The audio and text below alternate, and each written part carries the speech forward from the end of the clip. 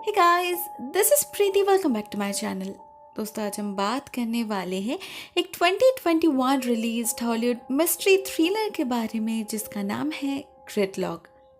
इस फिल्म की story starting में आपको बहुत ही यूजुअल लग सकती है, बट ट्रस्ट में इसका एंडिंग बिल्कुल ही अलग है। आप गेस नहीं कर पाओगे। तो चलिए फिलहाल कहानी को स्टार्ट करते हैं। इस कहानी की शुरुआत होती है एक यॉन नाम के आदमी के साथ जो अपनी बेटी एमा को लेकर कहीं जा रहा था। बहुत जल्दी में था वो और बहुत ही ज्यादा फ्रस्ट्रेटेड भी दिखाई दे रहा था। फोन पर किसी को कॉल करके बार बार रिक्वेस्ट कर रहा था एमा को उनके पास रखने के लिए, बस कुछ घंटे के लिए। यॉन ये भी कहता है कि उसके बीवी कैरन से उसकी बहस हुई है इस बात पे। वो एमा को उसके पास नहीं छोड़ सकता, कोई दूसरा ऑप्शन ढूंढना होगा उसे, लेकिन कोई राजी ही नहीं होता। ऐसे में अचानक उसे अपने सामने ट्रैफिक जैम दिखता है जिससे उसका गुस्सा और बढ़ जाता है। ऑलरेडी टेंशन में माथा खराब हो रहा था उसका, ऊपर से ये। वो आगे जाके देखता है तो पता चलता है आगे एक एक्सीडेंट हुआ है। एक गाड़ी ने एक घोड़े को हिट किया है जिससे बेचारे उस घोड़े की मौत हो चुकी है। इसीलिए उसके मालिक और उस गाड़ी के मालिक के बीच हाथापाई हो रही है और उसी के कारण इतने सारे कार्स रुके हुए हैं। पता नहीं कब इनका झगड़ा रुकेगा और कब सब नॉर्मल होगा। यॉन वहां पर ज्यादा देर रुक नहीं पाता, निकल आता है क्योंकि उस घोड़े के खून को देखकर उसे बहुत ही अजीब फील होने लगा था। चक्कर आ रहे थे उसे, उल्टी आ रही थी, अचानक से ही तबीयत खराब होने लगी थी उसकी। तो वो अपने गाड़ी की तरफ जाने लगता है रेस्ट लेने के लिए, मगर जैसे ही वो अंदर घुसता है उसे कुछ ऐसा दिखता है जिससे उसका दिमाग ही घूम जाता है, क्योंकि अंदर उसे अपनी बेटी नहीं दिखती। यॉन बहुत ज्यादा घबरा जाता है और पागलों की तरह एमा को ढूंढने लग जाता है। वो सिर्फ 6 साल की है, पता नहीं अकेले कहाँ चली गई होगी। जगह भी इतनी सुनसान है, आसपास घने जंगल के सिवा कुछ भी नहीं, ऊपर से इतने सारे अनजान लोग। यॉन अपने पीछे वाले गाड़ी में जाता है बात करने, उनसे पूछता है क्या उन्होंने किसी छोटी सी बच्ची को देखा है। उस गाड़ी में 2 लोग थे, एक कपल एक्चुअली, लेकिन वो लोग अपने आप में ही इतना बिजी थे कि उन्हें कुछ भी नहीं दिखाई दिया। इसके बाद यॉन एक एक करके सभी गाड़ियों को चेक करने लगता है, इस उम्मीद में कि एमा गलती से किसी और गाड़ी में चली गई होगी। एक बंदा तो ये भी कहता है कि शायद एमा किडनैप्ड हुई है, क्योंकि गाड़ी के कांच को देखकर उसे ऐसा लग रहा है कि शायद किसी ने उसे फोर्सफुली ओपन करने की कोशिश करी होगी। शायद किसी ने फोर्सफुली उसे ओपन करके गाड़ी के अंदर घुसा होगा और एमा को लेकर गायब हो गया होगा। ये सब सुनकर तो यॉन और टेंशन में आ जाता है, और वो कपल भी, क्योंकि सभी उन पर ही आरोप लगा रहे थे। उन्होंने कैसे कुछ नहीं देखा। धीरे धीरे सारे लोग इकट्ठा हो जाते हैं और यॉन बहुत डेस्परेटली सभी से पूछताछ करने लगता है, लेकिन किसी ने भी एमा को देखा नहीं था। कोई कुछ बता नहीं पाते। उन गाड़ियों में यॉन को एक ऐसी गाड़ी भी मिलती है जिसका मालिक बहुत ही वियर्ड था। इतना सीरियस कंसर्न सुनकर भी वो यॉन से ठीक से बात तक नहीं करता, इवन खिड़की का कांच भी नीचे नहीं करते वो। उधर वो रेड टी शर्ट वाला आदमी कुछ ज्यादा ही उछल रहा था, पता नहीं क्यों। अजीबोगरीब बातों से वो यॉन को और ज्यादा कंफ्यूज कर रहा था। इस सिचुएशन के जितने नेगेटिव पॉसिबिलिटीज हो सकते थे वो सारे के सारे बोल डाला था उसने। उसे शायद समझ नहीं आ रहा था ऐसे मौके पर ऐसी बातें एक पिता के लिए कितनी डरावनी हो सकती है। वो कपल भी यॉन के साथ मिलकर बाकी के कार्स चेक करने लग गए थे, मगर वो लेडी बार बार बोल रही थी यहाँ किसी ने नहीं देखा एमा को, तो उन्हें जंगल में देखना चाहिए। लेकिन यॉन के दिमाग में किडनैपिंग वाली वो बात बैठ गई थी, तो वो पहले सारे कार्स ही चेक करने की डिसाइड करते हैं। और उसी प्रोसेस में फाइनली उसे गाड़ी के अंदर अपनी बेटी का डॉल दिख जाता है। अगर ये डॉल यहाँ है, इसका मतलब एमा भी यहीं कहीं होगी।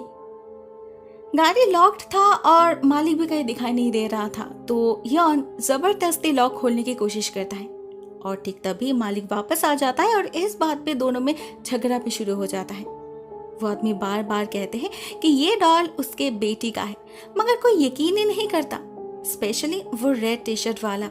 वो गाड़ी खोलकर उस डॉल को देखने की जिद करता है, लेकिन ये साबित कैसे होगा ये डॉल एमा का है या नहीं।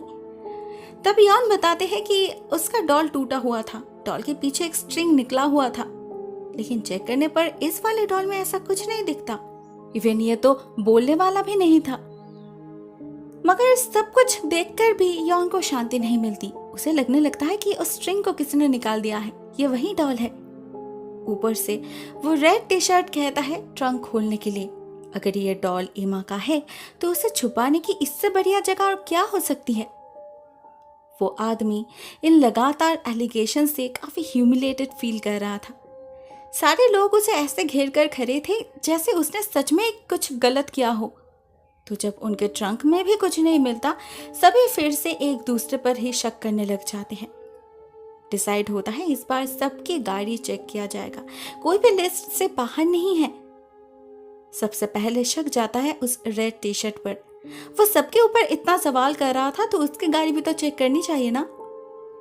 तो वो कपिल और बाकी लोग जाते हैं एक दूसरे के बूट्स चेक करने, और इधर यॉन और ये सब झेल नहीं पा रहा था। डर और टेंशन में उसका दिमाग ब्लैंक पड़ चुका था। थक हार के बैठ जाता है वो कोने में। अभी उसे क्या करना चाहिए, कहाँ ढूंढना चाहिए अपनी बेटी को, कुछ समझ नहीं आ रहा था उसे। तभी वो आदमी आता है उसके पास। नहीं, झगड़ने नहीं, एक्चुअली वो भी एक पिता है, इसीलिए यॉन की हालत समझ पा रहे थे वो भी। वो कहते हैं इस जंगल के दूसरी तरफ एक कॉलोनी है, वहाँ कुछ बहुत ही अजीब लोग हैं, एंटी सोशल टाइप। उन्होंने ही जरूर एमा को किडनैप किया होगा। अगर यॉन वहां जाना चाहता है तो वो भी उसके साथ जा सकता है। कुछ देर सोचने के बाद यॉन को भी यही ठीक लगता है, तो वो दोनों मिलकर उसी वक्त जंगल की तरफ रवाना हो जाते हैं। और इधर हम देखते हैं सारे लोग एक कार को घेरकर भीड़ कर चुके हैं। ये वही वियर्ड बंदा है। पिछली बार यॉन के बुलाने पर उसने खिड़की का कांच भी नीचा नहीं किया था, तो ट्रंक खोलने का तो सवाल ही नहीं उठता। गॉड नोस वो इतना अजीब बिहेव क्यों कर रहा था। मामला और गंभीर हो जाता है जब उसके ट्रंक के अंदर से कुछ लोगों को किसी के सांसों की आहट सुनाई देती है, बहुत ही धीमी सी मगर आ रही थी। तो ऑब्वियसली सभी उस बंदे को और ज्यादा फोर्स करने लगते हैं।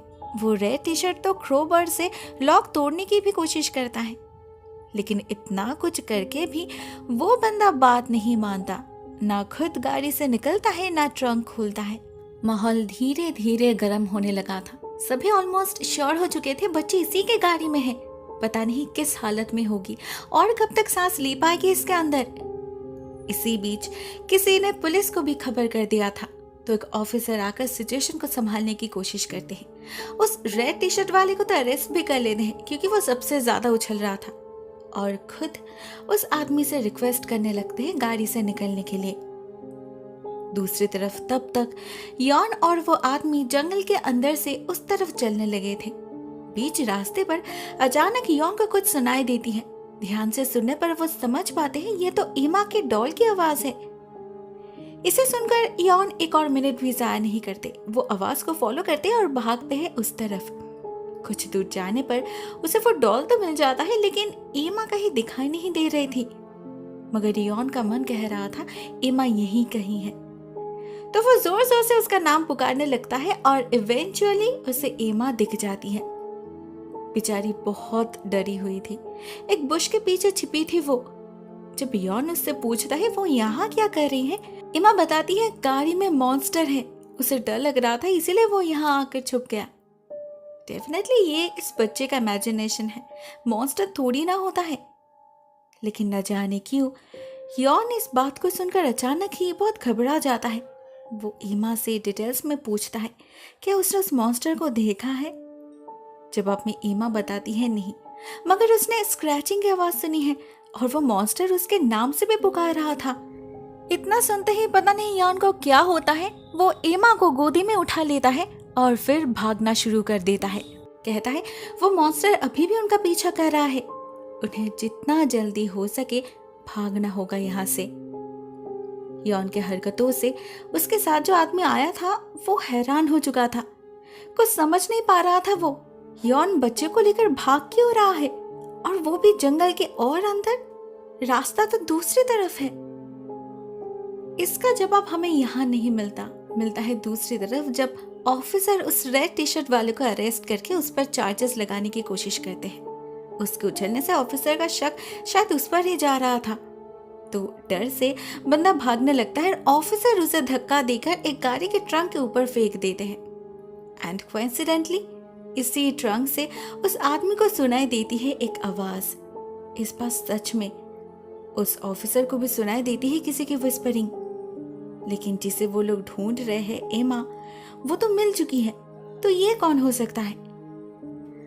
पता चलता है ये गाड़ी यॉन की है, और जब ऑफिसर उसके गाड़ी के ट्रंक को खोलते हैं उन्हें जवाब मिल जाता है, मगर वो इतना खतरनाक होगा ये किसी ने सोचा नहीं था। ट्रंक के अंदर उन्हें एक लेडी मिलती है जो सीवियरली इंजर्ड थी। उसके माथे से खून बह रहा था और वो बेहोशी के हालत में भी अपनी बेटी को बुला रही थी। ये और कोई नहीं, कैरन है, यॉन की पत्नी, एमा की माँ। यहाँ पर हमें समझ आ जाता है यॉन क्यों भाग गया। असल में यहाँ आने से पहले कैरन के साथ उसका झगड़ा हुआ था। उसमें जरूर उसने कैरन पर हाथ उठाया होगा और ब्लड लॉस के कारण कैरन बेहोश हो गई होगी, मगर यॉन को लगा वो मर चुकी है, तो वो डर गया और लाश को ठिकाना लगाने निकल पड़ा। वो किसी सही जगह की तलाश में था जब अचानक इस जैम के कारण उसे गाड़ी रोकनी पड़ी और तभी शुरू हुआ असली खेल। इसीलिए शायद उस घोड़े के खून से उसे चक्कर आ रही थी, क्योंकि उसे अपनी गुनाह याद आ रही थी। ऑल्सो जब यॉन एमा को अकेला छोड़कर कुछ मिनट के लिए बाहर गया था तो कैरन का होश लौट आया और वो अपनी बेटी को बुलाने लगी, मगर छोटी से बच्ची इतना सब कुछ समझ नहीं पाई। वो डर गई और गाड़ी से भाग निकली। फाइनली जब यॉन को वो मिली और उसने कहा कि गाड़ी में मॉन्स्टर है, उसने आवाज सुनी है, यॉन समझ गया ये कैरन है। कैरन जिंदा है, अब तो वो फंस जाएगा। वो लोग सभी की गाड़ी चेक कर रहे हैं, किसी ना किसी की नजर तो उसके गाड़ी पर पड़ेगी ही। वो जेल जाना नहीं चाहता था, इसीलिए उसी वक्त एमा को लेकर भाग निकला। वो वियर्ड आदमी सच में ही वो इनोसेंट थे, उनका कोई दोष ही नहीं था। वो बस थोड़े से वियर्ड थे, उनका कुछ बिहेवियरल प्रॉब्लम्स थे, इसीलिए सभी ने उन्हीं पर शक किया। जबकि असली गुनहगार तो था यॉन, जो सबके सामने से निकल गया। लेकिन कब तक ऐसे भागता रहेगा वो? कब तक ऐसे छुपे रहेगा बच्ची को लेकर? एक ना एक दिन तो उसे सामने आना ही पड़ेगा और उसे सजा भी मिलेगी। इसी उम्मीद के साथ दोस्तों ये कहानी यहीं पर एंड हो जाती है। ऑनेस्टली गाइस, मुझे ये कहानी बहुत ही ज़्यादा पसंद आई, बहुत ज़्यादा। इट्स सो इंटरेस्टिंग और इसका लास्ट ट्विस्ट तो अमेजिंग है। मैंने कहा था ना। गाइस, आपको ये वीडियो कैसी लगी? Write down in the comment section. आज के लिए बस इतना ही दोस्तों। Thank you so much for watching this video. बहुत जल्द मिलते हैं किसी और नए वीडियो के साथ। तब तक के लिए टेक केयर, टाटा।